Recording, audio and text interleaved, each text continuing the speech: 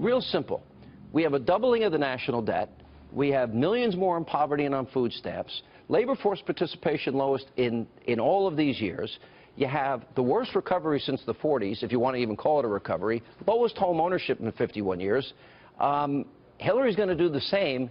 Why would... You left out one thing, Sean. You've created more billionaires. So what typically happens in a left-leaning society is that the rich get very, very rich. They cipher off the top, and then the lower and middle class continues to struggle. And so when you have left-leaning policies, you have to judge them by what they actually do as opposed to their intentions. That's what Milton Friedman always said. And so the plan that the plan that Donald Trump is putting out is a brilliant plan because it inspires confidence. It's simple. It's easy to understand for the small business person, and it'll give people the opportunity to start consuming again, which will drive the consumption clock and growth in the United States. Dan, let's look at what Trump laid out today. We'll put it up on the screen. 15% corporate tax. I also like the idea of all these multinational corporations. There's not millions, there's not billions, but there's trillions of dollars parked overseas that they won't bring back to this country because of the confiscatory taxation that they would face if they brought that money back. You lower the rate, you incentivize them to bring it back. That means they'll invest in research and development. They'll invest in manufacturing centers. They'll invest in factories. That's jobs for Americans. All right, 15% corporate tax, end the death tax, renegotiate some bad trade deals like NAFTA, stop TPP, repeal and replace Obamacare. Hopefully competition will lower the amount of money families are now paying, up nearly $5,000 a year, and lift energy restrictions. How many jobs can be created in the energy field alone, high-paying jobs, and we have the benefit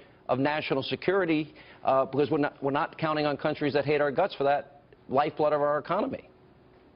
Sean, everything you say is 100% accurate. The jobs are in the hundreds of thousands, if not millions. One thing I'd like to say about Trump's speech today. The title of his speech was an America First Economic Plan, Winning the Global Competition.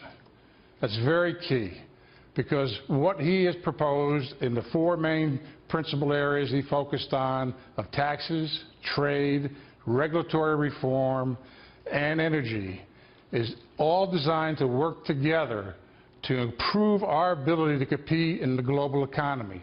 Not to run from it, not to be isolationist, but to actually go out there and compete and win in such a way that it benefits every American, not just the richest people in America and not just the multinational corporations.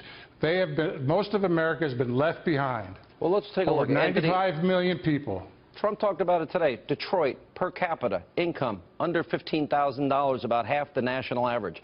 40% of their city residents live in poverty, over 2.5 times the national average, Anthony. The unemployment rate, more than twice the national average. Half of all Detroit residents don't work. This is one of our greatest cities. You look at Detroit, Baltimore, all Democrat run, and those cities tend to still vote Democratic.